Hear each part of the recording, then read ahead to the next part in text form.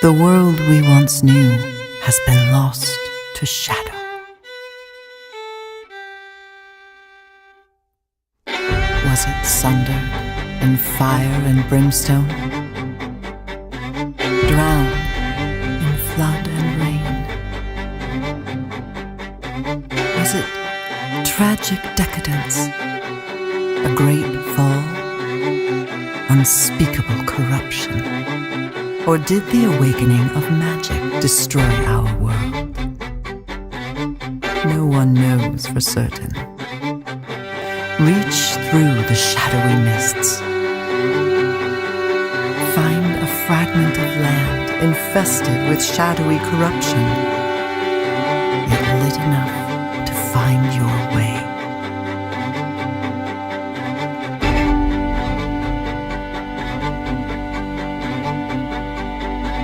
Find a creature of light, a sylph. They are friendly and willing to guide you. Perhaps the two of you can find other survivors. Perhaps this land can serve as a shelter.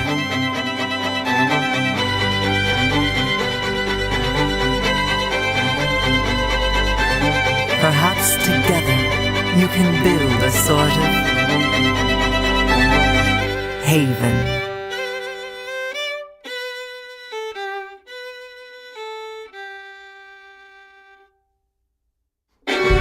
Forge friendships to save the world.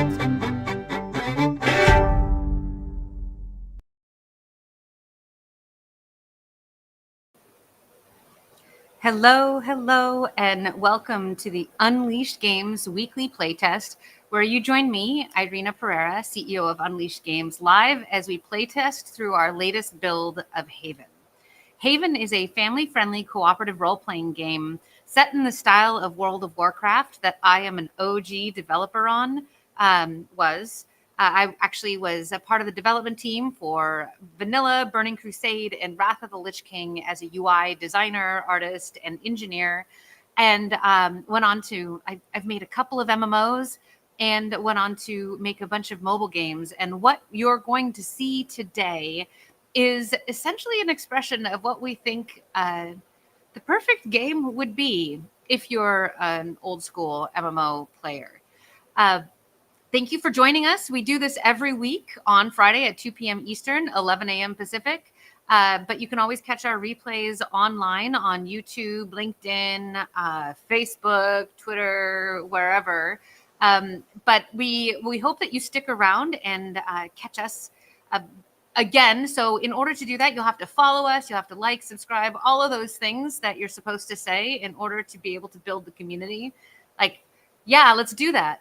Because we make changes periodically to this game. And though we are a team that is currently unfunded, yes, reality check or super transparent, we have some exciting things in the works. And you're going to want to stay tuned because you are along for the ride for what is going to be, I think, an amazing Cinderella story of a bunch of people believing deeply in this game and it blowing up. Because this game is essentially what we wish there would be a game of, or a game to play online. Because one of the things that's missing, we think, is a great cooperative game in actually less so in the style of World of Warcraft, but more in the style of EverQuest. If EverQuest got some learnings from World of Warcraft, but also some learnings from Valheim, and you'll see what we mean. And if you're here, again, like we see you every week, and I see some friends here already and see some of our team members in chat. Hello, friends. Happy Friday. Hello. It's good to see you. Thank you so much for continuing to support us. And please spread the word about what it is that we're building, because the thing that helps us the most is more people knowing about what we're doing. So speaking of what we're doing, one of the things that's been going on, and we actually we didn't make very many changes. In fact, I wasn't able to make new builds for this week. We weren't able to make changes to the build because we had a really big thing happen yesterday. In fact, we've been a part of a game design tournament partnered with the city of Pawtucket, Rhode Island. I want to show you all what I mean by that. Where is it? We're going to find this is a video of that kind of shows off what it was that we were doing. We were a part of a game design tournament for high school students where they were using Unity's platform Struct to create really cool game projects to like test their mettle as game designers without having to worry too much about coding or art. Struct is a really great platform for prototyping. And so we got these kids in, and this is one of the games that the kids made. Like, it's incredible what you can do with this platform, but also for the creativity of these high school students. They worked for about 7 months, started earlier this year on these projects, and they were all on showcase at the expo yesterday, where they were showing off their game. We were all getting to play test it, as well as we had opened up the expo to local independent game developers and amateur and enthusiast game developers, and some professionals or people who have pivoted their careers from. There was somebody there that was an IT professional that pivoted into game development, and he had a really, really cool game that he was showing off. But it was really incredible to get together about 150 people at our venue, which was the Rhode Island Football Club Stadium. Y'all, this place was crazy. This video that you're seeing was actually shown off on the jumbotron over the rugby field where the team plays, and then we were in the clubhouse up above.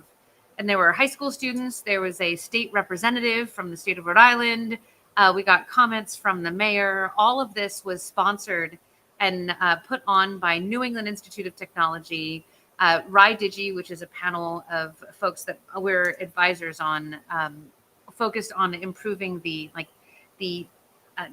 digital literacy of the workforce in Rhode Island, and as well as the Pawtucket Foundation. And of course, with some participation from Hasbro, we got some Magic card decks, which was cool. And you can see we showed off Haven and some gameplay on this on the jumbotron, which was like super, super exciting to get to see our logo and our game up on the big screen. But we also had 6 workstations there for people to play, give us feedback, and experience the game for themselves. And they absolutely, absolutely loved it. Our stations were pretty much full for the whole night. So I thought I might also share something cool is I have kind of behind the scenes. I'm also a photographer. So I took some pictures. Let me see if I can come up with some of the photos that we took. This is Adobe Lightroom, my friends. But you can see here's Haven being played. Some folks standing around playing different games. This was the really cool game from the IT professional that kind of pivoted. You can see people getting into the games that they're playing and hanging out. But it was really a great opportunity, and you can see at the very end here, this is Jordan Dubril, the assistant chair of the computer science department at New England Institute of Technology, and the crowd as we were awarding prizes to the top 3 finalists at the contest. We hope to do this every single year, but it's really an exciting thing to be able to give back through action and really help develop the talent and the interests of kids, and maybe help set them off on a career that they didn't know that they could have. So thanks for allowing me to brag a little bit about the event. I'm super stoked that we were able to do so. But now to kind of change the subject, congratulations also to all of these amazing game developers. How do I stop sharing? Stop sharing. There we go. And I left the Chiron on, which is extra awesome.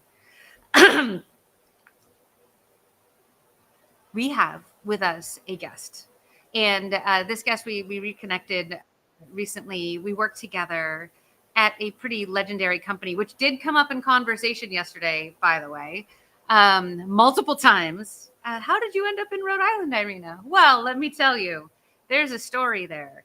But this guest of ours may actually help me tell the story a little bit more interestingly.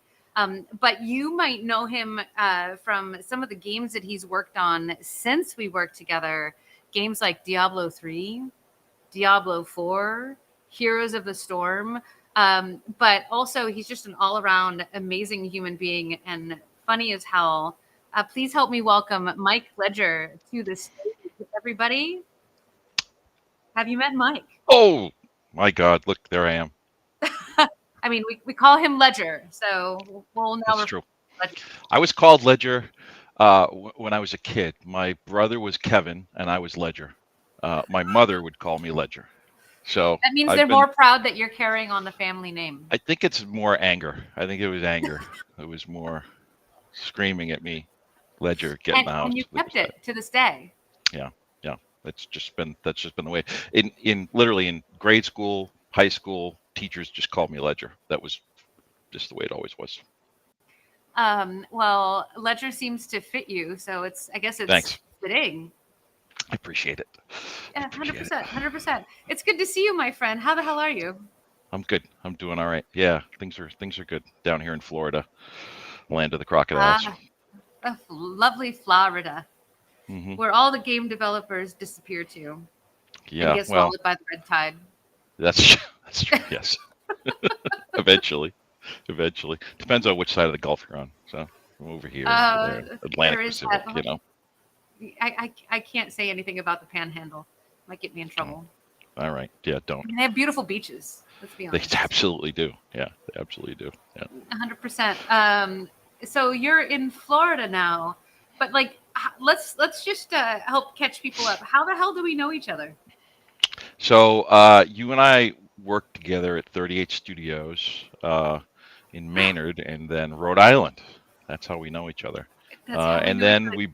then I had a child named Connor, but that was before then. And then you had a child named Connor, but you spelled the name wrong. I spelled the name wrong. And It's that, my fault. yeah. Well, what isn't? I mean, so yeah. So I that's argue how we that know I each other. spelled the name correctly per the Irish tradition, and Connor with two Sure. N's is a last name, Ledger. Sure. All right. Whatever. See, I mean, but it's fitting considering that you're Ledger and he's Connor, the last name. That's true. I'll give you that. That works. See, I think I just won the argument. Oh, Yeah. yes. Let's just assume you did. See, I've been married for 31 years, and so for me, it's happy wife, happy life. So let's assume you won. I'm going to You give know what? that I to you. think that's the secret to happiness is just not Mhm. even worry about needing to win in the first place. That's right. I gave that up a long time ago. Oh, what the hell did you do there, Ledger, at 38 Studios? So 38 started. So when I got into 38, it was, I think there were only like maybe 6 or 7 people. 6, 7. Yeah, 6, 7. Well, way to Sorry, go. I Because couldn't help I'm hip. myself. I'm I hip like the couldn't. kids. Yeah. That's gonna make this clip go viral now. Well, I'm sorry. So I wrote the original, like the green binder with Bob Salvatore for Where is On that the Lore. green binder, Ledger? By the way, There's like 6 or 7 of them that are floating around somewhere. I don't have one. I'm gonna I have think to Bob still compulsively got do one. that every time you say 6, 7. By the way, All right. Jen User might have one. Steven User might have one. But yeah, I definitely don't. I definitely don't. But I've got other stuff. Probably stuff I should. You- If I say that, they're going to show up at the house and arrest me. yeah, they're gonna come pounding down your door. No, we're not gonna talk about that. We're not No. gonna talk about. So I did that. So I wrote. We I don't wrote talk about for, Bruno. No, we don't. No. Although we can now. He's in the show at Disney World, so obviously they talk about him. Yes, they're singing Yeah. about him. So I did writing. I wrote a lot for Amalur and for that, and then I did. I was the product owner for all of the content that went in for here, and then for big huge games when we were doing Reckoning as well. And you did some amazing work setting up some of the complex structures. Like we had seasons and like seasonal arcs and episode like arcs. Yep. So I did all that. I did I made all the cities. So I created all this. I mean, I didn't do the art or anything, obviously, but Hmm. yeah, I created all the cities, did all that work, um, made a good portion of the races, and then yeah, the whole overarching sort of story for the game itself was yeah, it was a big piece of that. You want to see something crazy? Sure. Hold on, I don't have a subscription on this YouTube. Somebody that helps us out, who is actually probably one of the biggest Amalur fans on the face of the planet. And he's been Really?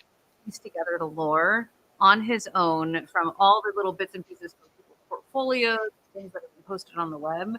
But he just sent this to me, I think, in the last day or so. He reconstructed the interactive map from our old website. Oh, nice. That's pretty good. Is so this is Tozeb, everybody. If you're not following him on Twitter, please do. That's He's pretty good. more content, but legit, he's been putting like he's a personal archive of Amalur in Hmm. a way that I feel like I mean we do deserve, but we don't deserve. And at the same time, I'm so grateful for all the hard work that he puts into it. Yeah. With the magic of AI and fairies, Hmm. maybe someday we'll be able to actually go to Amalur. Yeah, that wouldn't hurt my feelings. See, there Yeah. he is right there, Amalur Haven. He sent us the little heart. Oh, that's We sweet. love you, Tozeb. Yeah, I did. I wrote a lot. Boy, I wrote thousands of pages. I wrote a whole lot for that game. That was a really big wiki you had there. That was a crazy, crazy amount of work. Yeah, that was a crazy amount of work. I mean, it obviously wasn't just me. There was, a whole bunch of folks writing, but yeah, that was pretty wild. Well, Tozeb, now's your chance to ask any question you want about Amalur and Oh Ledger. God, I can lie about anything. I'm good. I could seriously. I make up whatever you want. Yeah, whatever Well, you want. we're here. We're here for the stories. I mean, that's what your brain is for. You're really great at crafting stories and creating structure, and helping that Yeah, drive frame it's gameplay. it's one of my favorite things. I mean, for me, I haven't been doing that in a while now, right? It's been mostly managing people and developers, but writing adventures and still playing D&D and doing that's sort of what's kept me sane the whole time. Hmm. Is giving me an outlet to kind of do that work because yeah, that's one of my favorite things in the world to do. It just yeah, it's just not it's not something I've been doing recently. Well, we should fix that. Yeah, I would love to fix that honestly. It really is one of my favorite things. Here's the thing. It's one of those dumb things where um, uh, I was good at getting things done, and so what ended up happening was I just kept falling up into roles. Right, that's what happens to everyone, right? And that sort of gets there, and eventually it just once again it's I didn't get into game design so that I could manage 140 people on D4, right? I got into game design so I could write stuff and be that person, and then eventually that just kind of goes away. Like you just sort of you get to a point where now everything that I'm doing has nothing to do with what I wanted to do when I started, right? So Well, kind of that's a getting back to core that. promise or a core failure, I think, of great game studios is that people like advance into management roles and stop doing Hmm. the craft which they were put there in Yeah. the first place to do. Yeah, and it's almost always. I mean, look, the your best individual contributors are almost always the ones that end up being your leads, right? And then suddenly Mhm. they can't be in the IC anymore, and then they fall up and up and up. And sometimes the person that falls up is great, and sometimes the person that falls up isn't so good, And so then I don't it's know what like, that's. well, you were a I've great never IC, but that's you're a terrible leader, right? Like, so it's sort of hard, like. but Well, I yeah, we mean, see that a ton. D4 starts splitting that up between like principal and lead. Yeah, we literally when I started at oh man. So there's a lot of tea. When I started at Blizzard, yeah, when I started at Blizzard in I think we have 2013, a party full of tea that we could share. yeah, I remember walking into Blizzard being very worried that it was, this sort of ivory tower, and my God, what am I supposed to do there? Go in and manage what, like fix what? And I walked in, and I went, oh God, this is all fucked up. And it Oh was, and it was, but every place is right. Like it's just That's just reality. Everybody has And their different flavor of fuck. yeah. And so that was one of the biggest things that we did then wanted to do was to take lead out of the track. Lead is not a track now. Lead is a role. And so you can be a senior 2 lead, or you can be a principal 1 lead, or you can be whatever. Because what happens was, new projects would spin up, and then of course the leads would want to go do that new project. But well, then you're not a lead anymore. So we have to literally strip you of your title and rank, and then you would be demoted, right, in order to get this new thing. And it just was stupid. Set by how many people you're managing, not Yeah. by skill or talent. Yeah. So by sort of disconnecting them, making lead just a role, that's great because it can come on, it can come off, it can be just for this project. You can be a lead just for this feature, and then when that feature's over, boom, you're back to being a senior 2 or senior 1 even, or a principal, depending on the size of the feature, right? And so yeah, that was one of the big things that we fought for to try to get done, was to Brilliant. just dismantle all that, and it worked actually really well. What is your favorite memory from 38 Studios? Oh, just the honestly, I've got a couple. My first one is mean. Yay. My Is me. first memory is I was there probably for, I don't know, maybe 3 weeks to start. So I had been working on Amalur for months and months and months before I started at 38. And so when I started, I knew a ton, but I was still kind of just an asshole. You were our lore master. Yeah, to begin with, right? And then other people sort of took it over in different parts, which was fine with me. So when I started, I remember Neeraj, Bobo, someone else came over with a drawing of the Dark Elves. Like, this is what we want for the Dark Elves. Their arms are corrupted. It looks fucking. And I literally just looked and I went, that'll never work. Just like that. And then I went back to doing whatever I was doing. And so, because I'd never really worked with artists, right? Not really. I mean, my first game that I worked on was in '99, Quake Arena, and there was working with no one. It was just us. So, so I just turned around and went back to work. Well, these poor guys have been working on this thing probably for 3 weeks, right? Like getting the look right. And I literally in 4 words just said, nah, it'll never work. See you later. Like, just see you later. And so I remember them walking away, and Neeraj says, we're walking away thinking, who the fuck, like, what just happened? Like, who is this person? Yeah. So that's probably one of my favorite things. But honestly, my biggest favorite thing was just being able to sit in the pit with the designers and jam on stuff. Like, I just missed that a ton. Like, just being able to just jam on dumb stuff, with this guy over here saying some stupid, ridiculous shit, but we're going to say 5,000 words, and out of those 5,000 words, 3 are going to be relevant and good, and we're going to hang on to those, So we go in there and we spew a bunch of nonsense, and we come out with 5 or 6 words, or ideas that are great. And I just super miss that. Like that level, that sort of the ideation that we had, especially early on, was probably my favorite part of being there. Look what I just did. I hope this doesn't hurt too much, but here are Dark. Oh, yes.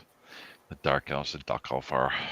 Yeah. Devin Caddy, so talented. Yeah. Our gnomes, the humans. Yep. So good. It's painful, the Masarial.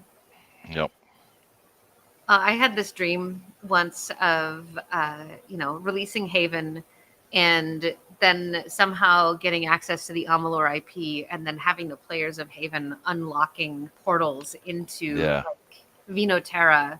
And suddenly that unlocks a playable race of the Masarial. Yep. Masarial. My favorite Masarial, the favorite thing I ever did with the Masarials was I had the island off into the middle of the city that's sort of off to the side, where there's this crazy inventor who's making all this crazy shit, and he had the big giant bubble bees, and it was and because all the Masarial were named after wine, his name was Merlot, and so it was the island of Dr. Merlot, and that was my favorite. That was your contribution. That was my favorite thing I ever did, was make the island of Dr. Merlot. That was a peak career right there. Yeah. Don't ask for anything else. The Masarial, their whole place was great. I remember making that city, and I had like waterfalls that would work. Remember how in EverQuest in for the elves had the elevators that would go up to their places, right? Mhm. Well, I had that, except it was waterfalls on big water wheels, and so you would get onto the leaf, and it would bring you up to the level because the water wheel was turning. Oh God, that was such a cool city. So many cool things. Let's hurt again, because one of the greatest things about, I mean, there's so many things that I'm bypassing, but Yeah. this. Yeah. Valiance. We knew Yeah. her well. Do you remember? I don't remember when you. How long? When did you join? Because I don't remember when you. I was employee number 69. Okay. All right. But that Were was you? actually started on my birthday, 2008, September 22nd, Oh, okay. 2008. So you saw when this happened, then, like when we finally saw this. God, that was just. Oh yeah. It was just magnificent. And I mean, look at this art. Like, it still looks so good. Yeah, it still And just with looks some so good. modern shaders, like one of the things that we never did a great pass on was lighting beyond setting like some distance fog. Yeah. Yeah. But this is a prime palette for getting that lighting down. Yeah. And imagine this was Unreal 3. Imagine this in Yep. Unreal 5. Yep. Crazy, right? Kill me now. Like this is. Yep. It was stunning. And the thing that I thought was super cool is that this was all optimized for Unreal 3. So imagine this, and this is all in-game shots, my friends. Yeah.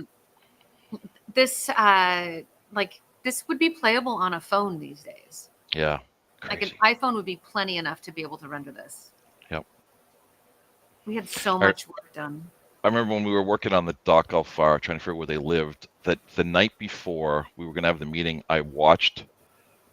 It was the first video that had come out of the crystal caverns in Mexico with the massive crystals. And that was it. I was like, oh, that's it. Like, that's the Dock Alfar, like 100%. And then the next day we went in and started talking about what we want to do with them. And that was it. It was going to be the hanging crystal cities. So the artist did such a damn good job. Like, they did such a good job. They were incredible. Oh God, where did we go? I don't know how to navigate my own damn software. Where did we go? I can see that. Go back here. These were the playable races. Oh, and the Colossi. So that was the other thing too. The Colossi. That was probably our most controversial naming. I love the Colossi. Of a capital city was Titanus, because everyone calls it Titanus, and that's not 100% what we wanted. But yeah. Unintended consequences. Unintended consequences. Yeah. And the Jotun, like, try setting up doors that work both for the Crimble and the Jotun. I had a super good story I wrote about the Jotun and the Crimble where, because the gnomes had said, hey, look, no more fighting, man. Like, if you fight, you're not going to get the Well of Souls. And the Jotun were like, well, what the fuck? Like, this is all we do. And the Crimble are like, all they do is eat us. Like, this is, And so the Crimble shaman had met with the Jotun Ragnar, and they had come up with a plan where the shaman made this stuff called ansuz, which was this fiery liquid that the Jotun would drink, and it would give them bloodlust, but it would also make them actually burn bright, like they would actually glow red. And so at night they'd go out to hunt, and the Crimble could see them coming. So the Crimble could get out of the way. So the Jotun could still go on their hunts and still feel like they were these badasses, but the Crimble would all know where they were, and so they could get out of there, so they wouldn't have to deal with them. Oh yeah, man, a lot of fun So stuff. good. So good. Yeah. But that was what was amazing about Amalur was the depth of development in all of these areas. There were deep stories with all of these races that we spent so much time world building and creating a culture. Yeah. I mean, that was star maps. We had constellations. That was what was so much fun too, was, being able to sit down and write. Like, I would just spend weeks just writing stories that no one would ever see, right? But the designers would see them, and then at milestone reviews, like, I'd get up, or Steve would get up, or others would get up, and we'd just read our stories. Like, hey, let me read you a story about the dwarves. Yeah, that was so cool. So another fun thing about the Diverga was Salvatore. Bob wanted them named the what the hell? What the hell did he want them named? Not Barbara Gacy. Barbara Gacy? I don't remember. It was a name that was terrible. It was horrible. That sounds terrible. It was too much for a game. Like, it was just too much. And we had legitimate behind doors knockdown fights about that. And it was close. He almost just simply overruled us, which he could have done. But to his credit, because he's smart like that, he didn't. But yeah, he That's wanted them good. different. Good He job. wanted them to be, and he wanted them to be like that. They're the guys that they have their feet are super long because they can ski downhill on their feet. And I'm like, oh, Bobby, we can't do this. This is terrible. Like, let's not do this, please. Yep. Oh God. That's just a toe too far. Yeah, just a little bit.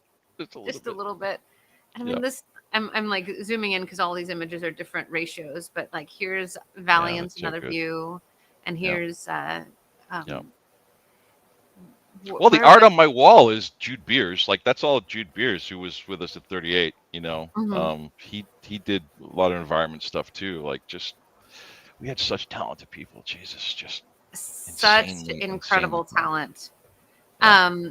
And you know, I'm grateful every day for the team that we got to work with. Like they did amazing work, which is why I think I've been so hard on trying to find a way to bring it to life. Yeah. Save it, because you know, these days, in this day and age, like you can just make anything you want with AI apparently. So I think we're going to value human stories so much more. Yeah, the problem with AI, I mean, there's a couple of programs I was messing around with just to see stories and stuff, and there's just so much that it can't do that everyone thinks it can do, you know, and it's so repetitive. Like it's you know, you say one thing one time in a story, and now you're going to hear that same sort of thing 15 different times in the next, you know, 15 pages. Like it's just it can do things in little chunks very well. But to try to do more is just not. It's not really in its it's not on its plate yet. And it does like wholesale things. It's great for ideation and brainstorming, totally. But when it comes to actual execution, like you can't say, "Oh, that finger looks wrong, fix it," or like, you know, that wing looks wrong, fix it. You have to go in and paint it yourself.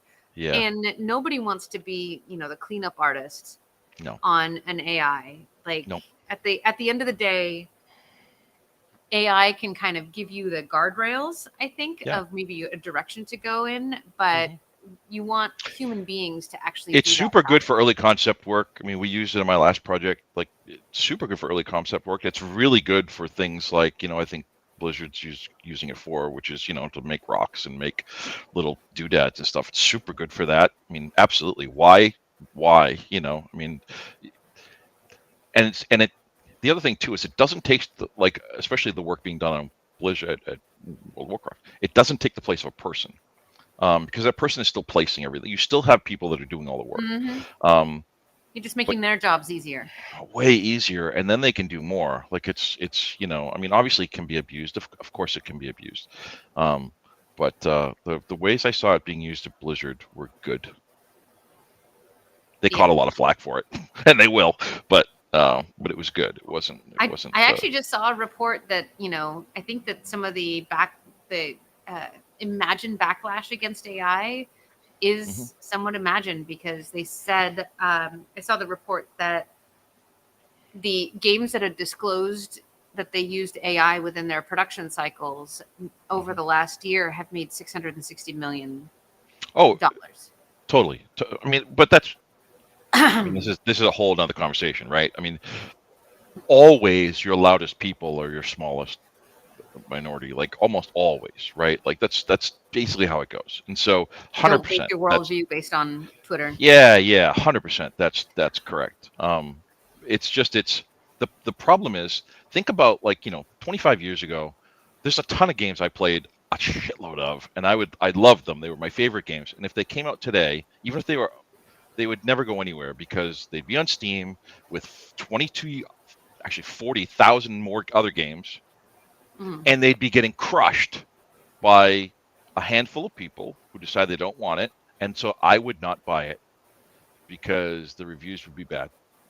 But back then that was not the case, right? There was none of this. You didn't have this minority vocal anything saying anything about anything. You know, it was, maybe I would pick up a magazine and I would read, you know, something about the game, and Yeah, Yeah. and I'd be like, cool, I want to go play that game, and that would be the end of it. And then I would actually, hey, this is insane. Now take a deep breath. I want to say something crazy. I would make my own opinion based on my own What? experience. Yeah, nuts. And that's what you would do, right? And now it's just not like that. And so it's very easy for games to get derailed, good games to get derailed because of that, right? Well, you see what's been happening over at Dreamhaven. Yeah, All of those titles are like yeah, great yep, products, yep, phenomenal new IPs, yep, and completely panned because yep, one person has a weird opinion that then goes viral, yep. and suddenly you're not getting the traction that you need for your users. Yeah, the craziest thing that we heard a lot on Stormgate, even as my last company, Frost Giant, still with, was you know people panning the hell out of it and then saying, "Boy, I hope you can make this better." And it's like you don't get it. You can't pan it and then say, "I hope you make it better," because as soon as you pan it, we don't get money. Like, and now because Yeah. like it doesn't. In order to make it better, we need time. We need to be able to work. You're comparing like our game was an RTS. You're comparing it to StarCraft 2. Well, StarCraft 2 was years and years and years and years and years and many many millions in development. With the backing of an entire studio, it's not the same, and so it's a you sort of run into that a lot, where it's unfairly judged, even though the criticisms were correct. Like the criticisms were It's correct. funny. One of the key learnings from the high school students yesterday when we talked to them was that, quote unquote, making games is a lot harder than I thought it was. Huh. Yeah, yeah, shocking. Shocking. Shocking. I mean, that was one of my But favorite things working with those kids. Always was, so what are you going to do for your senior project? Oh, we're making an MMO. Like, no, you're not. But what are you going to do? We're going to make an senior MMO.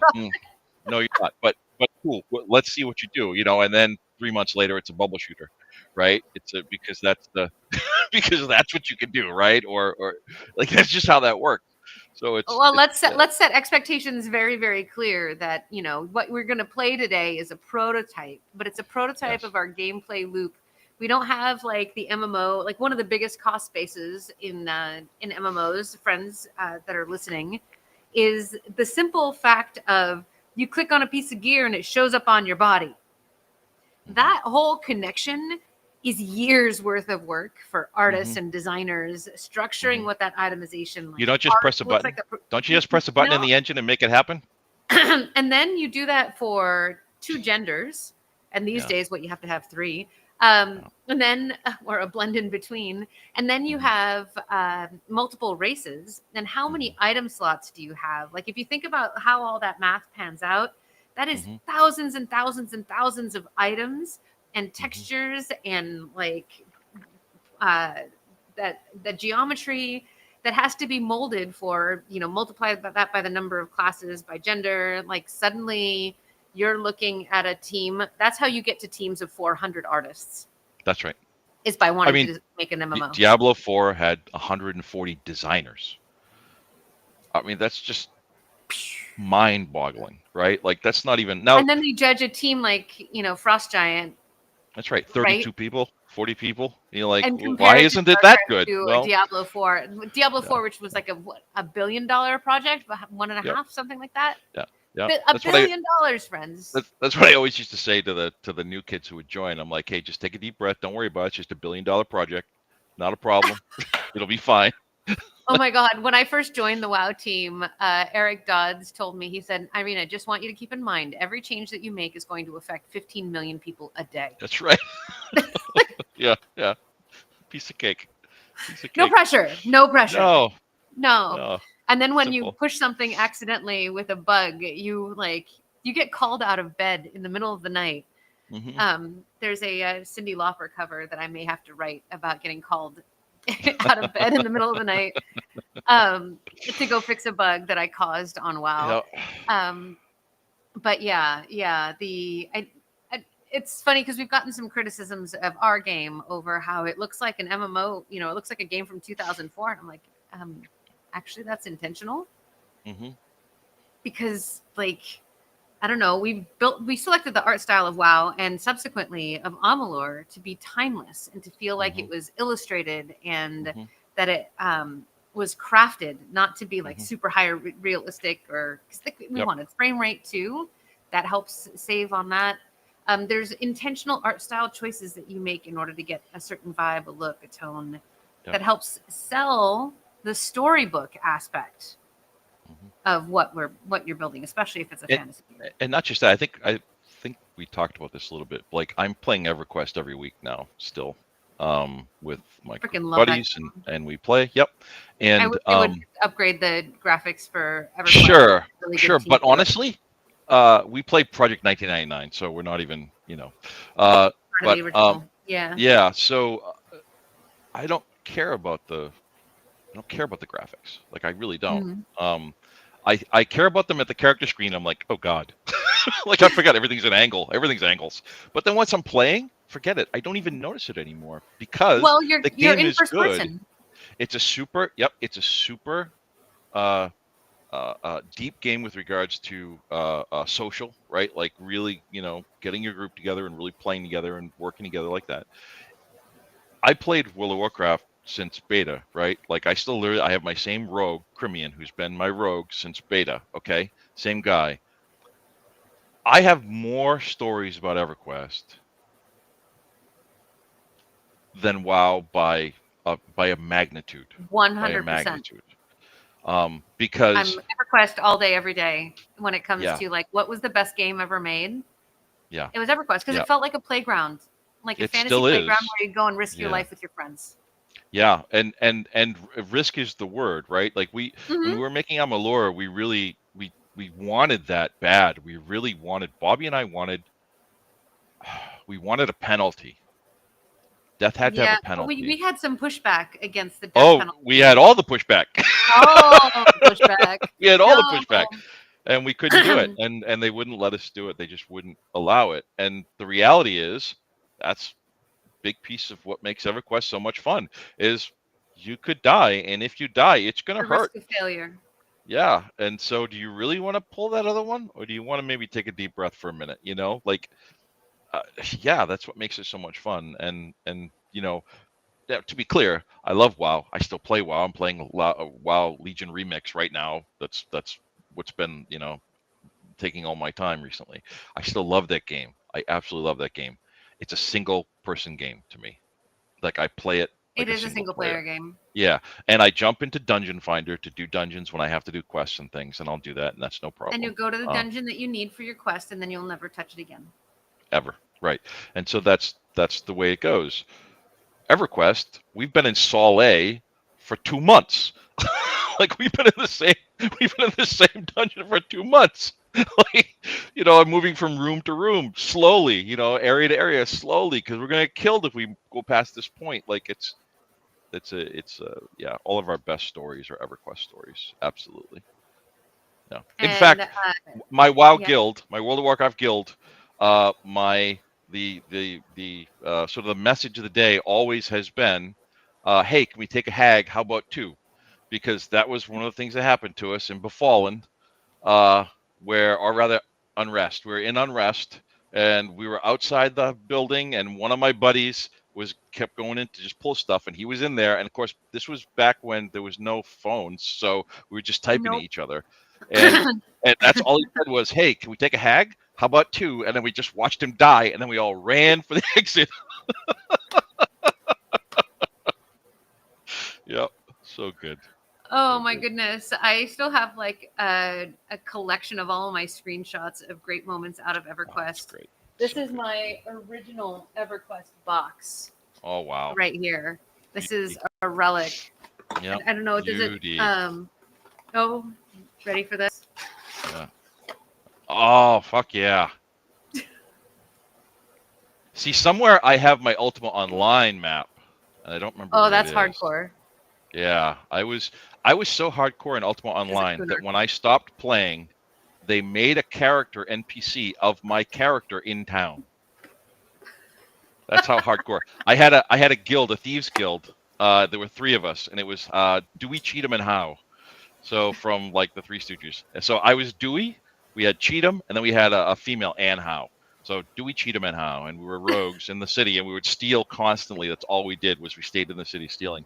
And yeah, we got so famous that when I stopped playing, they actually made a NPC of me in the town of you. I love this. I love Yeah. this. And now you've got exactly the vibe of what we're going for with Haven and Yeah. how we want to construct that. But you'll see, like, oh, well, shoot, I'll just stop talking. Do you want to go play? Yeah, let's play. All right. All right. Also, real quick, Amalur Haven says, my first raid in MC and WoW, I blew up 39 people on Baron Geddon and had them all yell at me on Ventrilo. Good times. Yeah. Yeah. That's great. That's so, yeah, that's. All right. fucking Share your wonderful. screen, my friend. Let's go. All right. I am in. Hold on. Let me see. Share my screen. I just love looking at those Jude Beers paintings back there. All right, here we go. You're watching the trailer. Yeah. I'll have to tell you the story of the trailer someday, but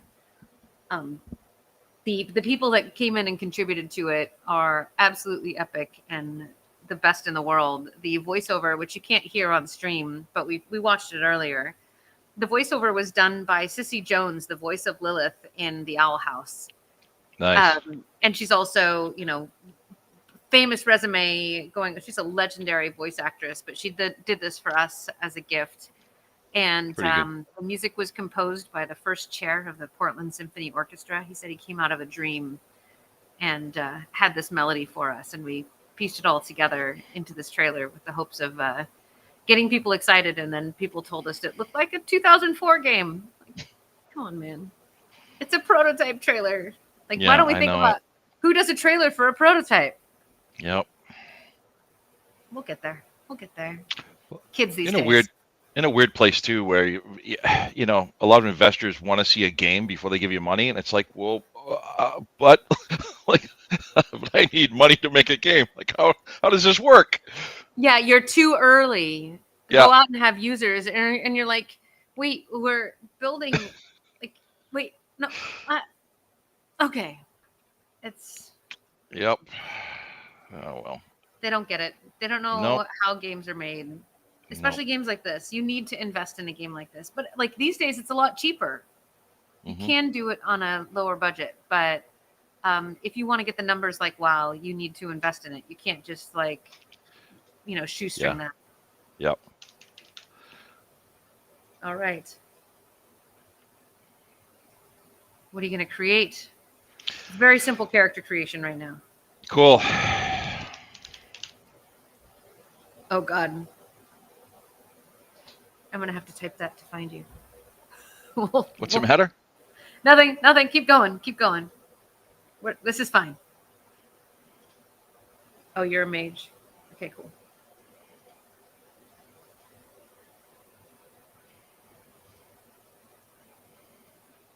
All right, move around. Tell me what you think.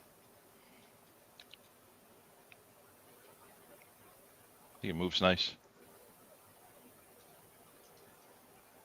Feels like WoW, doesn't it? Yeah. I wonder why that is. Yeah. Funny. All right. I want to be a healer. I'm a terrible healer. We're all gonna die. You sure? Probably. Odds are.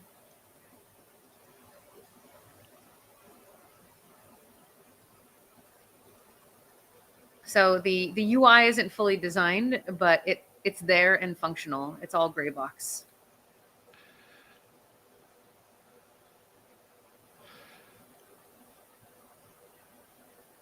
He's actually reading the text, friends. Yeah, I'm an asshole like that. I support you.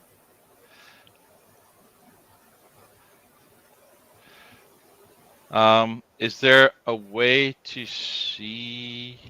Let me see. Quests. There we go. Cool.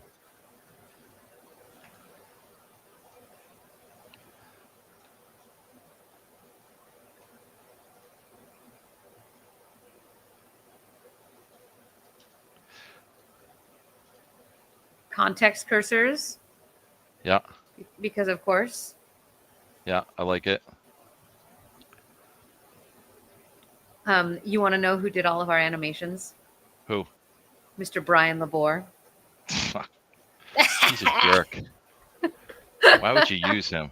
He's such a jerk. He's Captain America. Yeah, Wait, I know it. there's no other choice.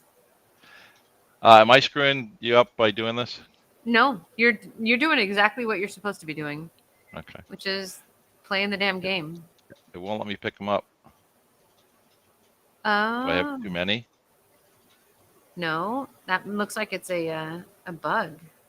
Uh-oh.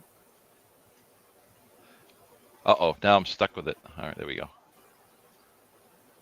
Oh, fun. Getting rocks. Yeah. Because what else are you gonna do?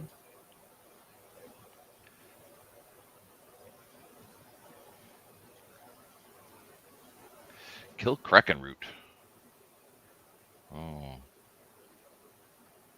What are your thoughts on the whole exclamation point and question mark play pattern that WoW established? So, man, we spent so much time trying to figure out a better way. And you know what the reality is? This There is works. no better way. There really isn't. Like, this just works. And yeah, it's not, yeah, it's, yeah, I don't know. Like, this is exactly what works. But Yeah, I don't know. so I'm gonna riddle me this. Yeah. Do you think that the exclamation point and question mark kills your desire to talk to people without them? No. So, well, not me. If I can talk to you, I'm going to talk to you. But I'm an RPG person, like, so I want that. Mm-hmm. What I do like that they've done is like I like the stay while and listen. I like they'll do it, with some of the WoW stuff they'll do that. Where I can go to them, I can hit stay while and listen and just watch this little interaction happen and listen to it and get a little more of the story. The the other thing I like that they've done is just putting the speech bubble over their head, so I know this is someone I can talk to that's got something to say to me. Mm-hmm. It's not a quest, so if I don't have to, but it makes me want to go talk to them, because I mean, that was the thing about like Stormwind and a lot of those places, right? It's just a place full of people I can't interact with. Right? It's just Yeah. yeah. So it's not. I don't know. Anyway. Well, that's where you want something like AI to fill in the gaps and to give you random things to say and engage with people. And it might be interesting, it might be not, but it's filler. Yes. And it's just like the real world when you run into an NPC. Yeah.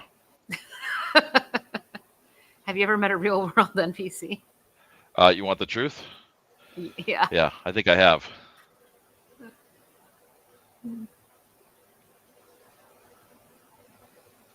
All right. I'm going to try to find you. Good luck. Oh, I see you're getting yourself into trouble. As one does. That's just how that goes. Might get some crystals. That sounds like a good plan. I'm finding some bushes and they're full of mushrooms. Eating bushes. I'm getting a bunch of crystals too.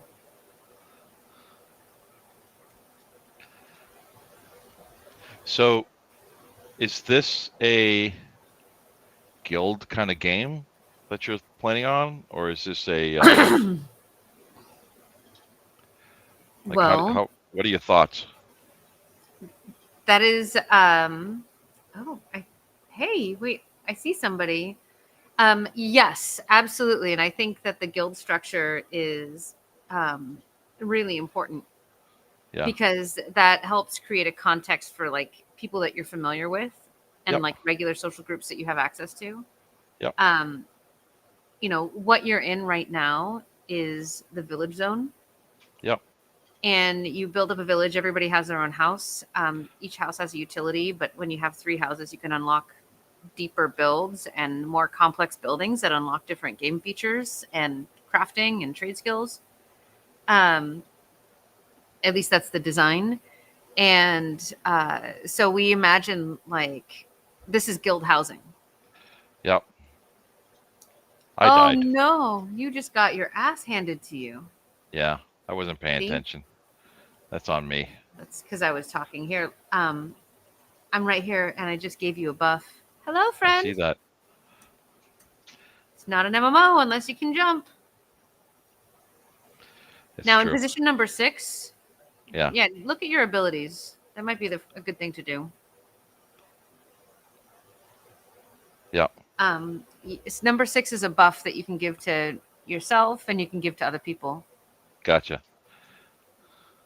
So that's a key gameplay thing where that was EverQuest, very much EverQuest, and WoW to an extent, Yep. but it was de-emphasized.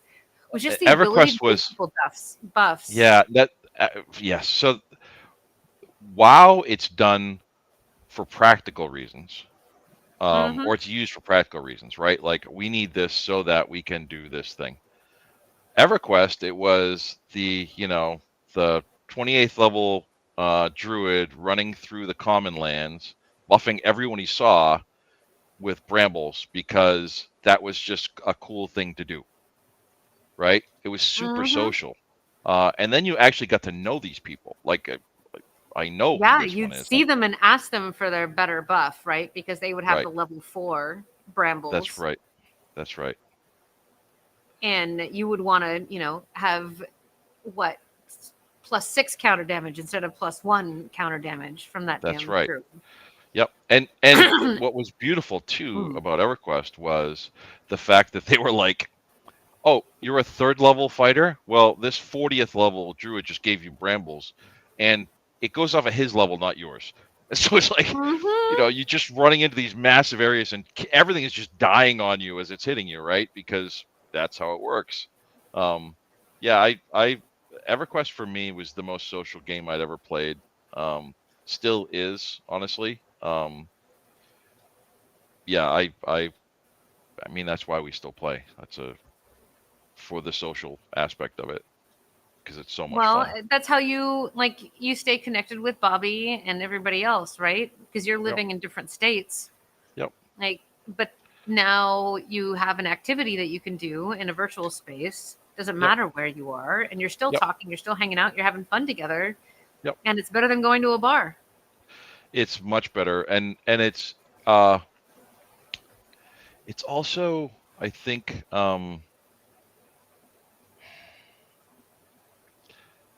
for all of us it kind of brings us back to where we were.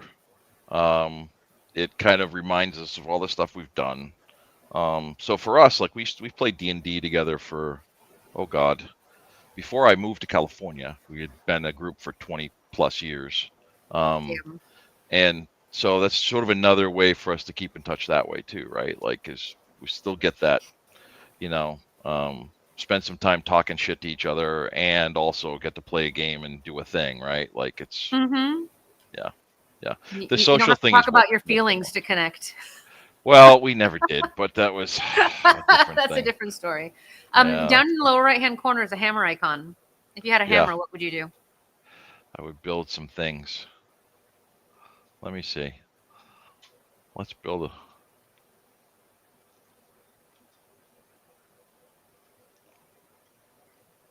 You might need to back up because that boundary shows you where you can build. Yep, I gotcha.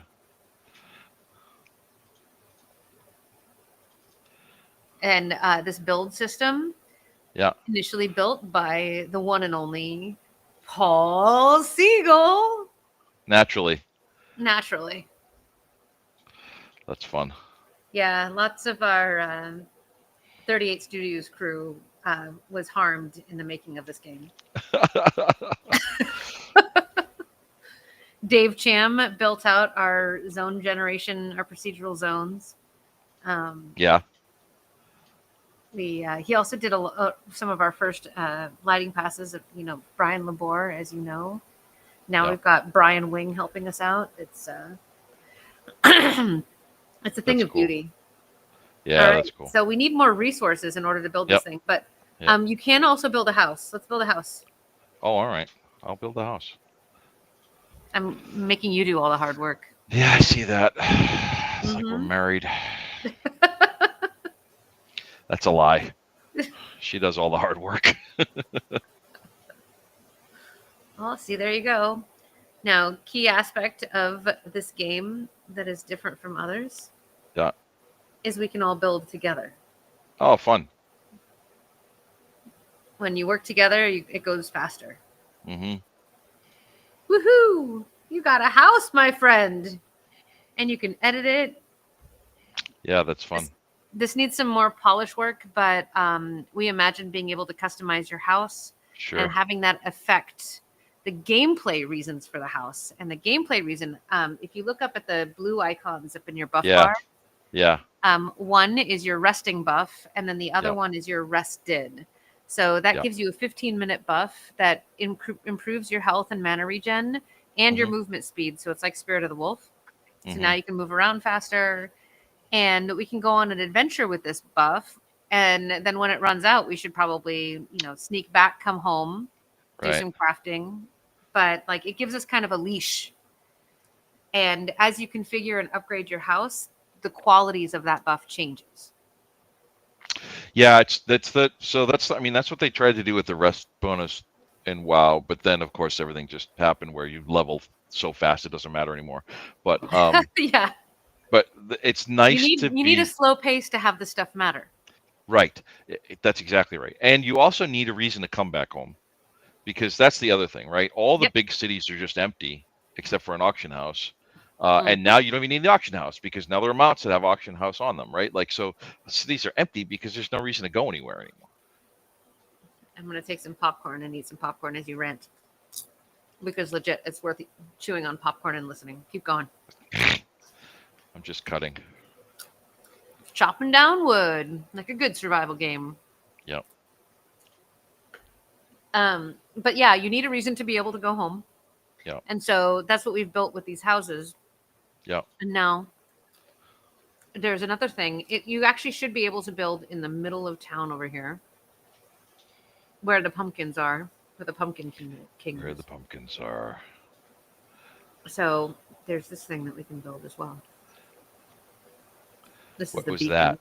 A beacon. Ooh, all right.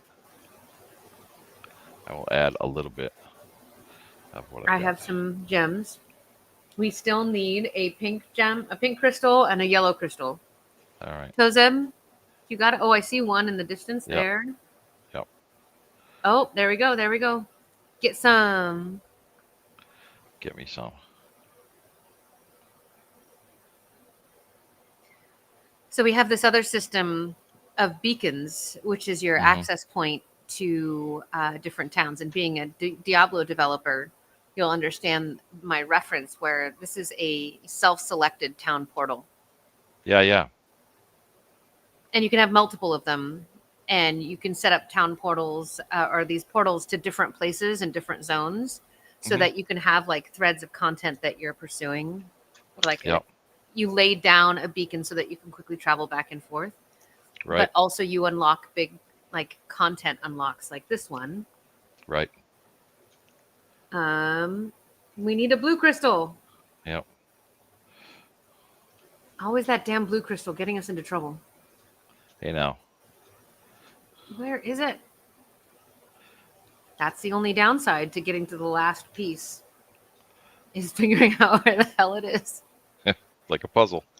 Well, that's what I realized was so much fun about EverQuest is that it felt more like an open-ended Easter egg hunt more than, follow the bouncing ball, which was well. The funny thing about EverQuest was it was called EverQuest, and there were not a goddamn quest in it. Well, there were quests. You just had to like say words to an NPC. Yeah, I guess. has the blue one. Yay! All right, where are you? Come back. I'm getting my health potion and mana potion. Oh, careful. Wait. All right. I'm coming back. All right, Ma. While I wait for you, I'm going to make some jack-o'-lanterns, which require a reagent of a piece of wood, as it's only natural. All right. Blue crystal in. Tozem found it. And I'm distracted by building a jack-o'-lantern. Can see that. Let me help you. Do you want to build a beacon? Really?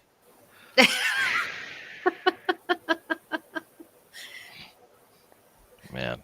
Marilee says, the pumpkins are still there. Looks awesome. Yay. Oh, we built a beacon. Cool. What is this?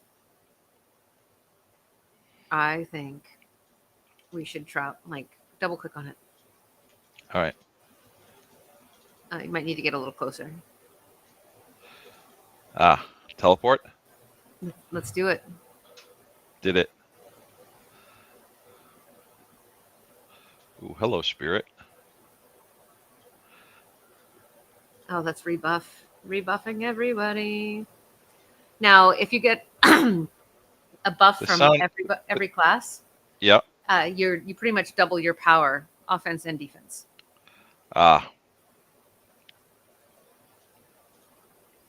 You're more interested in the quests. Yeah, I am. See? Distracted by content. I'm very ADD. You're like, there's an exclamation point. Must click. All right.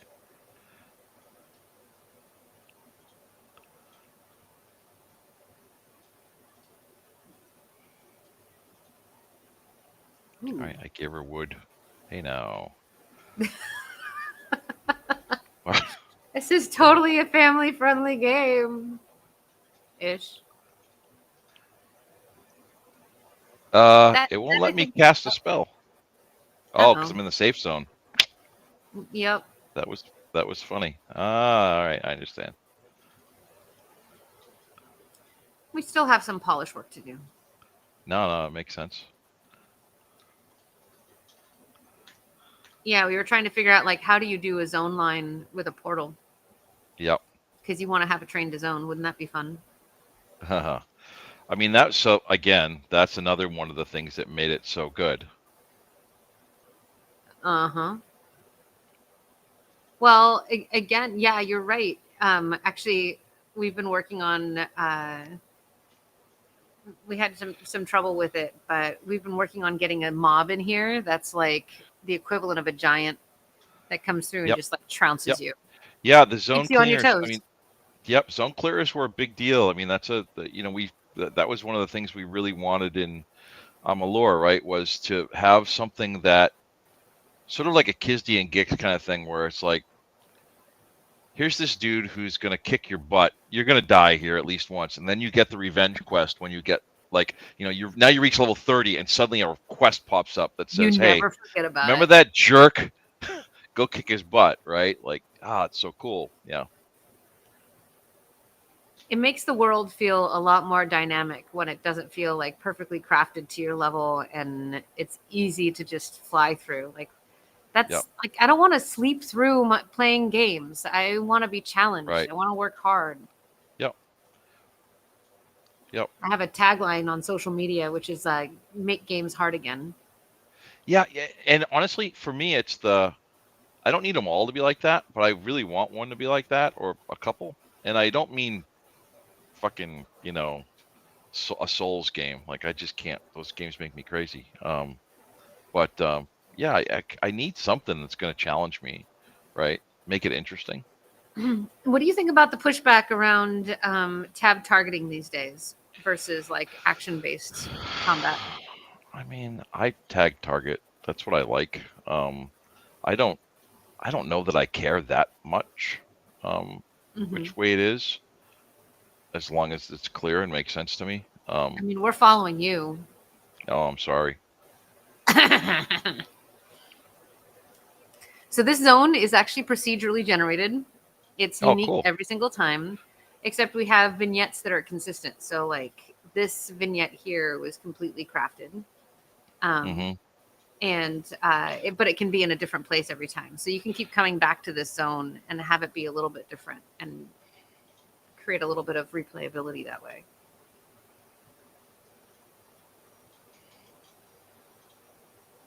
Whee! I'm going to go yoink the loot on this guy. Ooh, a mana potion. It's good for a healer to have a mana potion. Yeah, our crap wands, cool. Um, our procedurally generated dungeons in D3, Zavin Hartunen was our guy, and God, just so brilliant. Procedurally generated Mm. stuff is great. Yeah, we were inspired by D3 Rifts. Yeah. Actually, if you were to describe this game as we intended early on, it Yep. was like D3, like camp to Rift play Yep. pattern. Yeah. But if you could configure your town, and then that was its own progression gameplay. I mean, that works. Right? I mean, even look at D3 now, right? Like people just rush as fast as they can through the campaign because no one gives a shit. No Right? one gives a shit. Everybody Well, wants because for it's the D3, everybody metagame. want yeah, like they all want to get to the end game.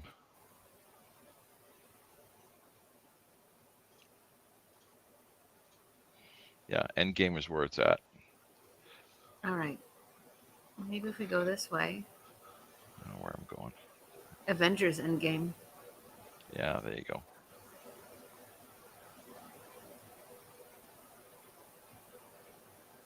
But the system that we have for zone creation is so Mm-hmm. cool. You can figure out the template of the zone, Mm-hmm. and you can even create like scales of difficulty. Mm-hmm. So you have your like easier circle at the very beginning around the beacon, and then as you extend out, it gets more difficult, and extend out more Yep. difficult. And then we have a boss portal that appears somewhere in the zone. And again, Mm-hmm. I have no idea where it is, but we'll find it and then we'll get there. And so if you think about that construct and the type of stories that you can tell, instead of it being Yep. a portal to a boss, it could be a portal to a dungeon entrance, or it could be a dungeon entrance. Right. And then that dungeon entrance can tunnel into another zone. So we want to kind of create this like endless trail of content that is procedurally generated based on biome. Where are you? I don't want you I'm to over here die. dying. Don't die. I'm not gonna die. Like Brian Johnson. May I heal you? I heal you. Thank you. So I'm kind of level you. 5 too. Oh, so are you. That's right. Yay. Congratulations. Thank you. I worked Ding. really hard at it.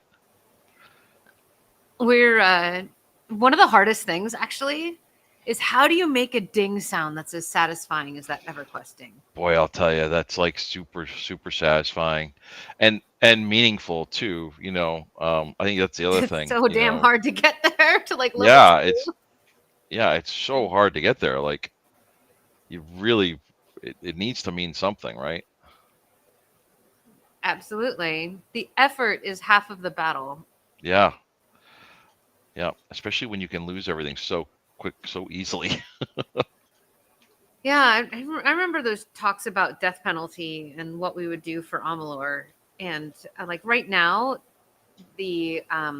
our death penalty is currently inspired by It Takes Two, Hmm.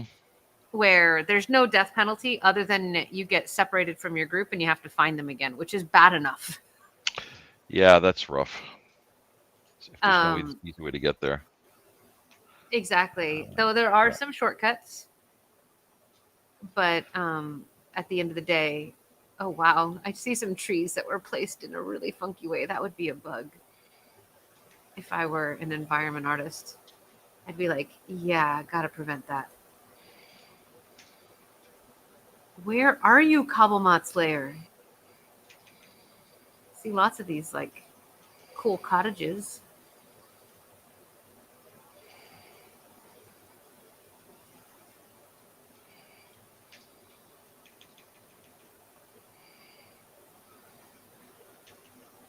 Did you play much Valheim? I played right off the bat. I played a bunch, and then Mm-hmm. I went away for a while. And then I just started playing again, actually. Nice. Yeah, I like Valheim. Are you playing with a group? Nope. Which is Ooh, why, it's horrible. it's less fun that way. Yeah. Ah, Lupus Wolf, don't kill me. No. Ah, there's two of them. Ah, Oh God. We lost our buff too. yeah. Our rested buff, so your regen is lower. I didn't know you were a tank mage. That's how that goes. All right. I know we're playing this game, but Tozeb does have a question. Yeah. While you're spilling the beans, can you spill any beans about Kamiruk? I don't Oh, even know if I remember. What was that? Remind me. Tozeb, we need more context. It's been a lot of years. It's like 13 years. Yeah, it's been a lot of years. It's been a hot minute. Oh, help me! I'm being attacked. Oh, the dragon. Yeah, his name was actually going to be my name, Agrodelius, here, which is funny. The Dragon of Fate's Veil. And then, and then Bobby ended up using Agrodelius for a dragon in one of his books, and so I couldn't use it for couldn't use it for Thanks, that dragon. Bobby. Did he Yep, ask for permission? always, always. Oh, so you said yes. You have nobody to blame but yourself. Yep, yep. I did a lot of crazy stuff when I was working with Bobby on Mensa Branzan, the box set. I created a ton of NPCs for that, and one of them became one of his like biggest NPCs ever in his books. One of his biggest characters was Jarlaxle, the leader of his Brigand Dareth mercenary band. That was like the huge character. Yeah. And Yeah. for those of you that don't know, when he says Bobby, he means Oh, I'm R.A. sorry. Salvatore. It's Yeah. okay. It's okay. We're helping our viewers out. Yep. No, you're right. I don't think about it. Bobby and I That's grew up okay. one town away from each other, and I was literally at home one day reading The Crystal Shard, and my aunt said, "Oh, that's your cousin."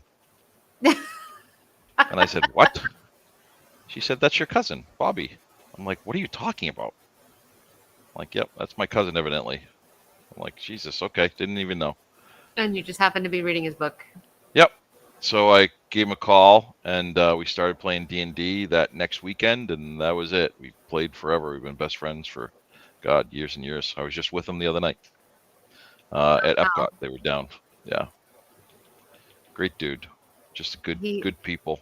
he's an amazing human being, that man. Yeah, yeah. He's very And good all of people. his kids and his wife Yeah. Well, Diane. let's not get crazy. Okay. We don't want to overstep any bounds here. But come back. There's a glowy thing over here. You totally Okay. missed it. Swing I need right. one more wolf. Which way? Oh, Oh, the okay. There's glowy a thing. wolf over Yeah, by it. I saw it. I just didn't want to do anything yet because I wanted to finish Oh, the because you other got to thing. complete all your quest I objectives wanted to first. finish this quest. I appreciate you. I just saw a really funny, like, targeting reticle bug. I'm gonna hit it. Oh, I just looted it instead. Or you did. One of us. All right. So the question is, do we want to go home? I need to. I want to turn in my quests first. Okay. So, All oh, right, you can do it here. I'm gonna go home first and turn the quest. I support this. All right, I'm teleporting back. Okay, we're gonna teleport back home. Except it's not really home. Yeah, there's a couple of like logic things that we've got to fix and polish out over the flow.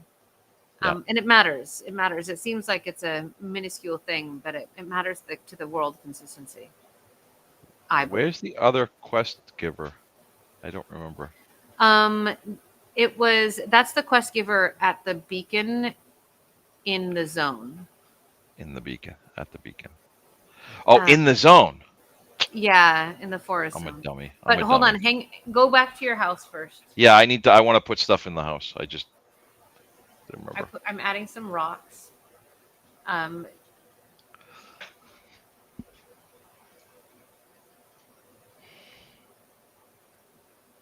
Oh, and I don't think I I don't have the other stuff yet. Okay.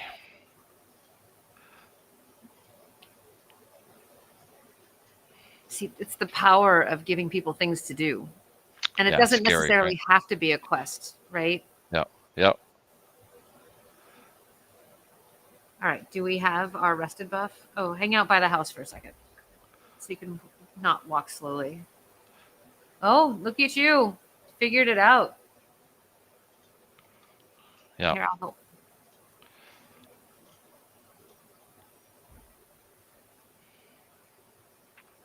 I'll help you. See? Teamwork makes the dream work. Yeah. Cool. Yes, we have crafting. I love it. Ooh, I made needles. Did you get any cotton?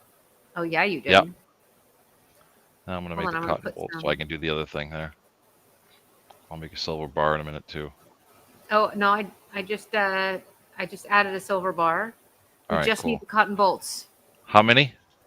8.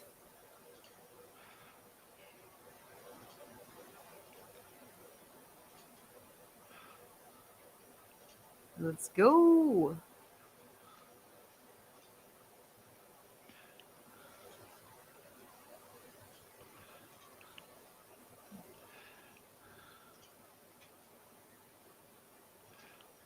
So many fun things to craft. Here we go. Let's do it. Do it, do it, do it again. This one's a little bit more complex of a build.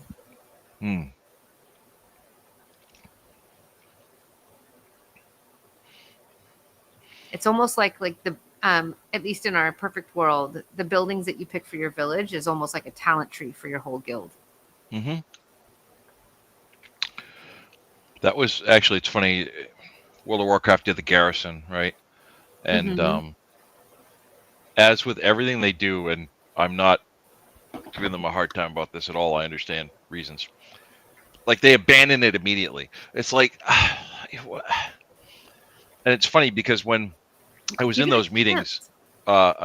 I was on the design council, so I was in the meetings where we talked about what we wanted to do with the garrison, and I remember talking to them about how like the garrison needs to be something that sticks with you forever. Like that would be great, you know. And their whole point, their plan was, yes, absolutely, that's what we want. And then we just didn't do that. Yeah, but that Womp really is what womp. we wanted. Yeah, kill the golem. Okay. Yeah, we got to kill the golem. Yeah, we do. Yep. I mean, that's just how it goes. I love that line. With them, I can forge you armor strong enough to withstand his swipes. And his beatdown.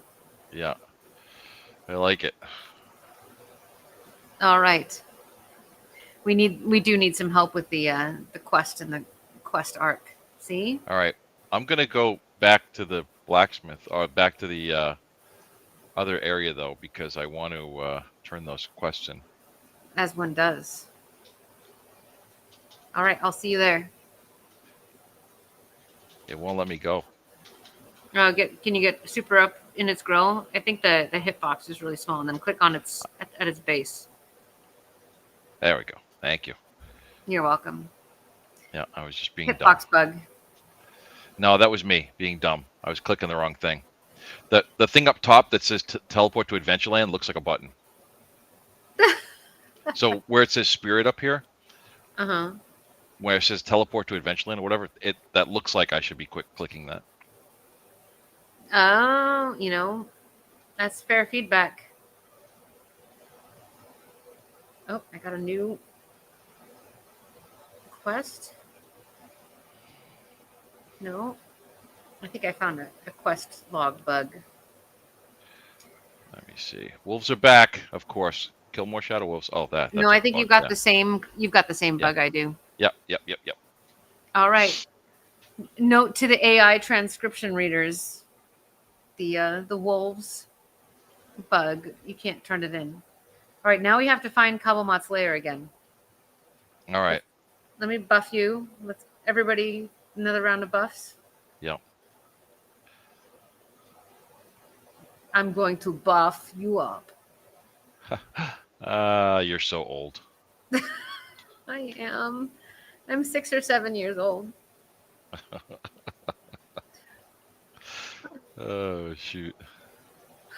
All right, I think it was out here somewhere, or somewhere Yeah. out here beneath the pale blue sky. I mean, we just go out in a circle. What's the worst thing that can happen? I Just- don't remember that big house over there, do I?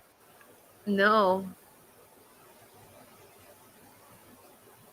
Yeah, I I don't think we think we went this found a way. bunch of mobs. No, we didn't go this way. We can avoid it. Got to find the area we cleared. Is it procedurally generated every time you load in? No, the very So it's for the first time the zone spins up, and then you can Gotcha. return to it. Gotcha. And the intention is that when you kill all the mobs, that the Yeah. whole zone spins down, or you kill the boss. Gotcha. Oh God, where are we going? Help! These trees are disorienting. That's right. Being attacked too. They're killing us. They don't care. No, Jerks. they don't care at all. No respect. No respect for the respect at people all. coming through killing them. Yeah, this is definitely the wrong way. Again, why are we relying on me to lead us? I don't know, but it's funny. Yeah, that's a word. All right, it's over here somewhere. It's gotta be with the Spice Girls. I want to be. I think we did go this way. Sure. See how I'm agreeing with you? No, maybe it's not this way. Shit.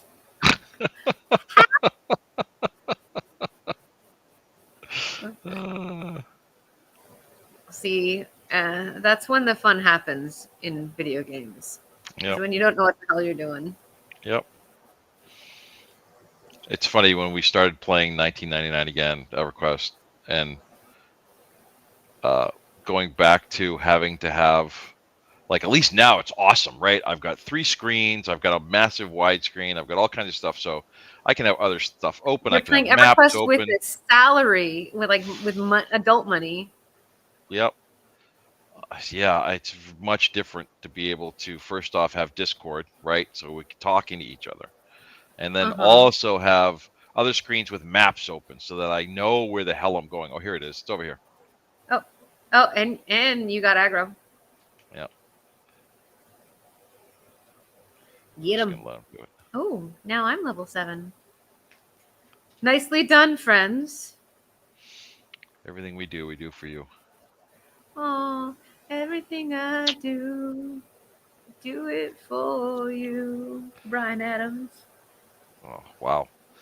I saw Brian Adams had backstage passes. Ooh. This was back in the, I don't Did know. you say hi to him? Yeah, he liked me a lot.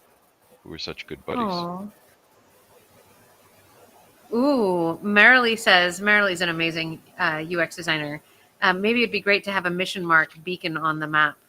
Yes, Marilee, that would be good to have more map indicators. You've got like all the characters, but oh, you're just going for it.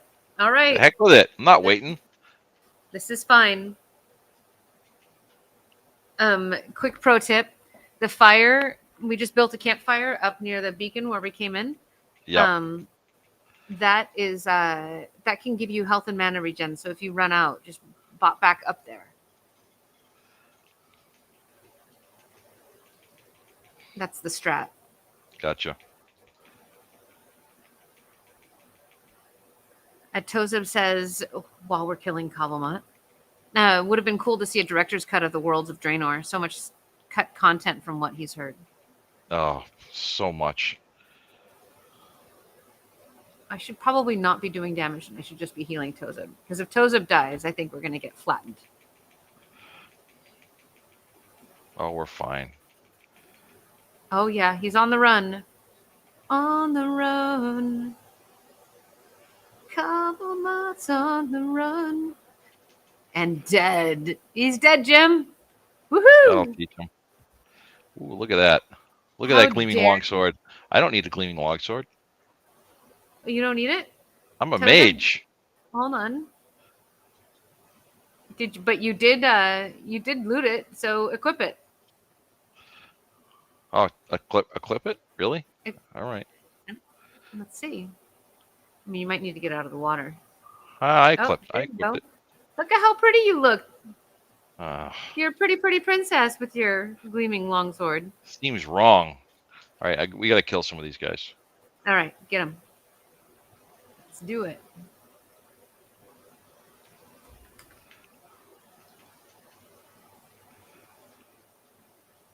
And then if you look over here,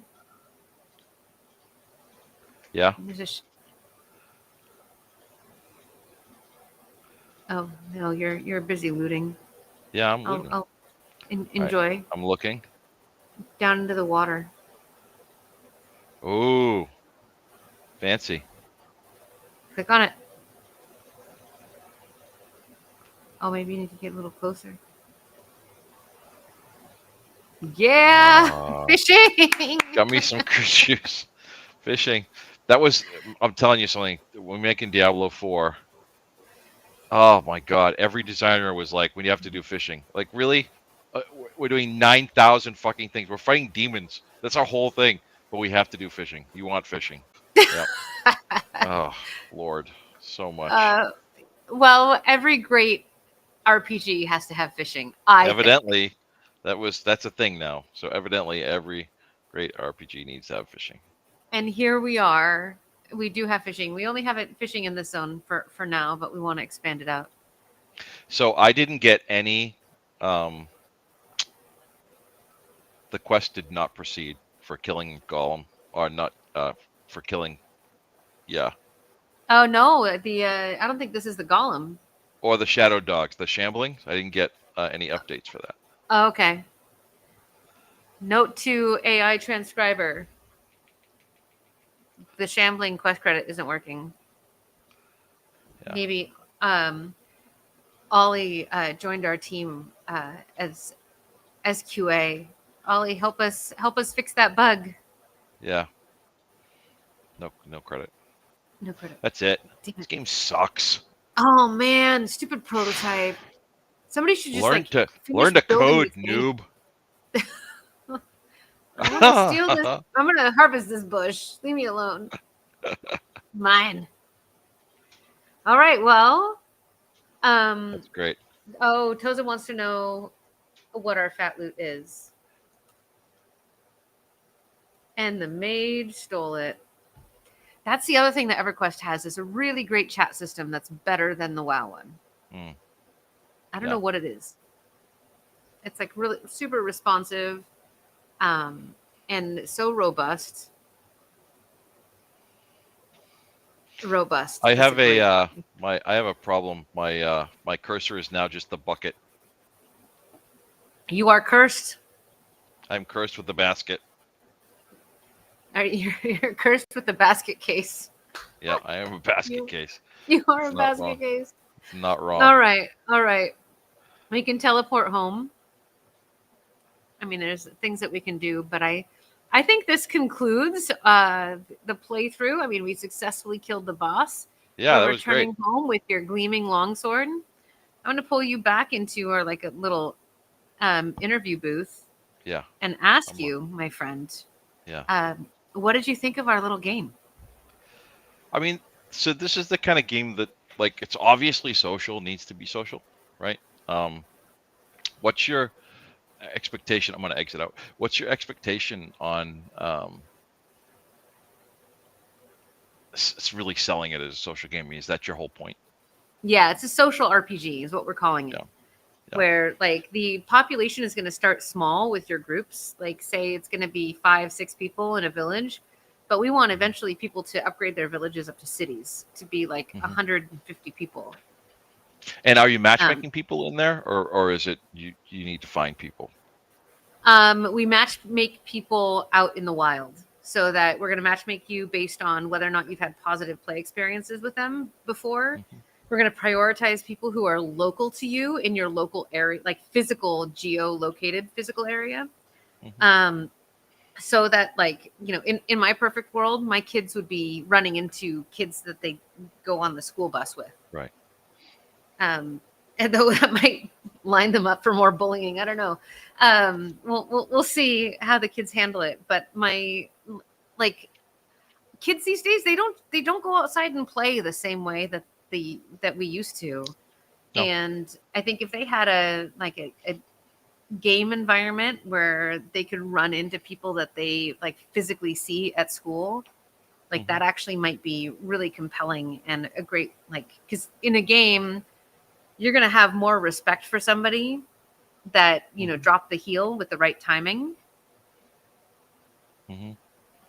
Yes, there's still, it opens up a little bit for griefing, but yeah, there's some complicated issues around all of that. But I think that that social aspect and finding a game that helps support building local community is a big thing for us. Yep. So the matchmaking really leans on that. Yeah, that's cool. That's my tattoo. My EverQuest. I totally wanted to tell you, and I totally forgot about that. So Nain was my, and actually Egredalis was one of them, but Nain was my cleric in EverQuest, and that's my tattoo. That's him. Oh, that's awesome. Yep. I did not know that. Yep. EverQuest. I'm telling you, like, there was never a game like it. I want to make a game that feels like it. That's what I want out of this. Yeah, I mean, that's the kind of game I play. A lot of the survival games, like I like the survival games until they become PvP, and they're angry PvP, and I'm just like, I just don't want that anymore. Like, it's just not, there was a time for that in my life, but I just can't do that anymore. I don't want it. I would much rather have a community of people that I can play with, and then bring stuff back, and we can make a cool world, and we can make a cool village or whatever. And yeah, that's way more interesting to me. Yeah. Well, you just described literally what we're building. So I'm like so glad you got a chance to play it. Yeah, me too. It was super fun. Wait, what would you work on next if you were on this team? What would you fix? For me, it's the just the UI stuff, like I'm not sure what to click or when to click. I'm not sure. Even like when I'm talking to the NPCs, it's like sometimes it feels like right click versus left click. You kind of have, there are things I expect that should have been right click that are left click, which is weird to me. But that's just that's a me thing, maybe. Or not. But that's it. Like that's because honestly, the gameplay, the loop is fine, makes sense. More markers on the map, maybe, but I'm gonna warn you that more markers leads to World of Warcraft. The easier you make it, which I get it, and you're gonna want to make some things easier, absolutely. But the more you do of that, the more it becomes World of Warcraft. And not that you could love World of Warcraft. I love World of Warcraft. But that's not what you're going for in that way. And no, that's not what we're building. But there's nothing wrong with a map that says like because right now you've just got the mini map, right? Are you going to have a map of the area? Yeah, we're going to have a dynamic map of like the village once it gets big enough. Remember, like moving around in those bigger D4 towns. Yeah. Like, as you build up, like you saw the blacksmith come up with the arcane mill. That's the vibe of, having the artificer sitting there in the artificer camp, or the jeweler. Like, but you get to place that where you even want. If the map was like, did you play Red Dead Redemption 2? Oh God, yes, loved it. Okay, so RDR2. RDR2, RDR Online, that was another game that felt more like EverQuest than 100%. And it was because of discoverable quest, right? Like a lot of stuff was just discoverable. There's a guy with an arrow in him, and then you go and you see him, and that leads you to a thing, right? Okay. But the maps for them I really like, because when you pull the map up, there are bears over here. not right here, but over here. And even something like that would be helpful for, you pull the map up and there are shadow wolves over here, somewhere over here, but over here. And at Mhm. least then I have some idea of where I'm going. Um, because the way it is Especially now, if I you've have been there no idea. before, right? Like, Absolutely. like Fog of War, and you reveal, okay, the Absolutely. Shadow Wolves and the Kraken Yeah, Root, like they there's kind of stuff here, blend there's in some this spot. things here, there's stuff there, because especially if you're building stuff, then you're going to need resources, need different things. And so if that kind of stuff is called out, then I have a better idea where I need to go on my map in order to see the things I need to see, right? But Hmm. um, yeah, no, it's Yeah, mostly UI stuff, which makes sense level, because you are a UI designer and you and guys. I'm really terrible at it, so therefore my I didn't game has say a it out shitty loud UI. because that would be rude. So certainly, You would never I say never. anything rude ever. No, that's No, not in my sort of you are the spirit. kindest, gentlest soul. It's true. That's It's an. true. You know what? Finally, someone sees it. That's great. I appreciate that. Like I remember being in meetings at 38 Studios, and I was like ramping up to be Khrushchev with my shoe off, slamming it on the table, screaming in the UN. Like I was so close, and like you would have people that would just sort of start to slowly move away from me in their chairs as I was ramping up because it was so frustrated with dumb shit. Yeah, yeah.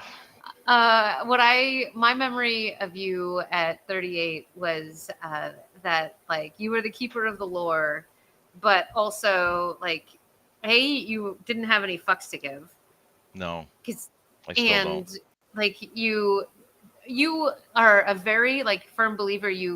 Like you have commitment and conviction about your decisions, but like when somebody would pose something that was completely logical and rational, you'd be like, oh yeah, fuck, I guess there goes that one, right? Yeah, I have You no would just, problem being wrong. Yeah, yeah, yeah. I have no yeah, problem being strong wrong too. opinions loosely held. You embody that so Yeah, well, and it's yeah. it's so healthy and so great to have on a design team, especially in the leader, because you're showing people how to collaborate. That's the hardest part. And when you talk about when new designers come in, having conversations about stuff, that's the hardest part is to collaborate because everyone comes in with 5,000 great ideas, and I don't want to Hmm. stomp on your ideas. It's cool to have 5,000 great ideas, um, but to know when to shut up and listen, to know when to just let something go and die, to know which is six of one, half dozen of another, and it's just not worth a fight. Which hills to die on. Um, that again, though, I'm an old man now, and that takes time. Early on, I certainly wasn't very good at that, but it just takes time. All right, before we wrap up, Ledger, do you have any memories of me? What's the most embarrassing memory of me that you have from 38 Studios? Throw Oh myself out. fuck. Um, Probably finding you like asleep during the day.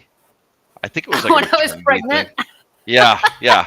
Like I just turned a corner and you were somewhere on a beanbag just dead asleep. Like during the day, collecting a fucking paycheck, asleep. Like that's Dude, I was like 7 or 8 months pregnant. yeah, There was yeah, with my third child as we yeah, were at you know, yeah, in Providence. yeah, Oh God, that was tough. I was like, I just need a 15-minute nap and I'll be fine. I'll be yeah. fine. Oh, There were those big bean bags. yep. Like when you They have were that very giant good. belly. Yeah, they You, worked. Those beanbags worked though.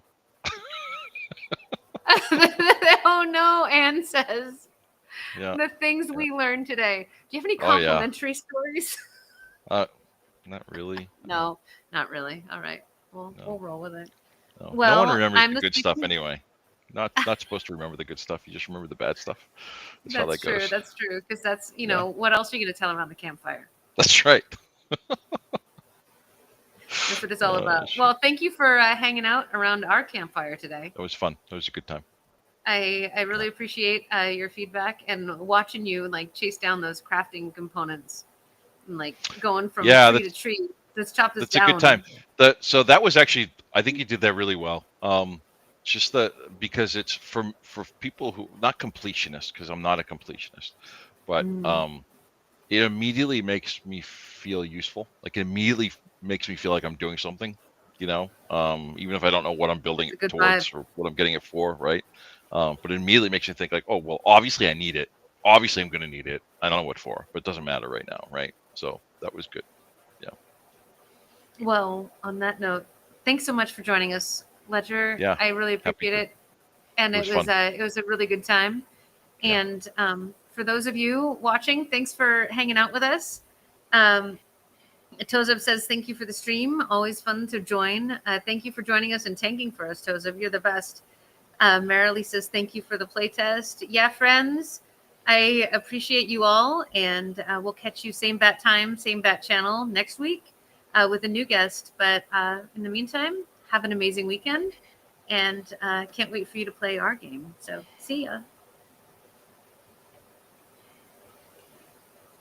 Come on. Next scene.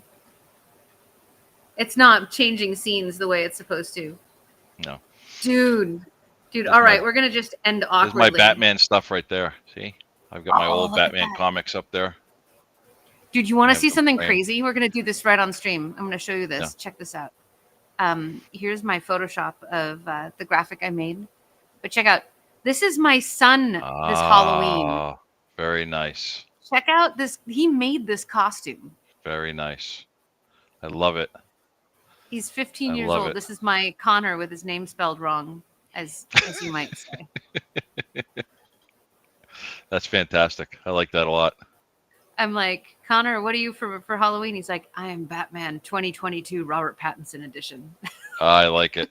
Outstanding. It's very specific, very specific. All right, That's great. let's see. The video doesn't want to load at all, so we're just gonna head on out.